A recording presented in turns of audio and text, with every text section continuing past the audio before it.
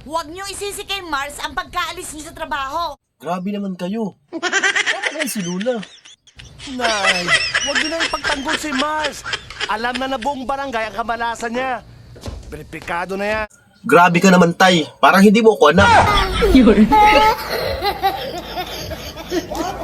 Grabe naman kayo. Grabe naman kayo sa akin.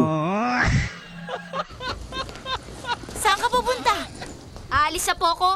Dahil hanggat nandito ako, hindi ako aasenso. Hanggat nandito yan, puro kamalasan na aabuti na sa bahay na to. Aalis ang ating Marites mo nang dahil sa'yo. Ate, saan ka na pupunta? Naman, iiwan mo kami. Eh. Alam mo, akong kaalam-alam doon ay. Huwag mo kaming iiwan. Ang pagkapilay ko, ang pagka-aksidente ni Marites, si Mars lahat ang may kagagawan. Patayin na natin si Mars! Mars! Ano ako, aso? Papatayin nyo?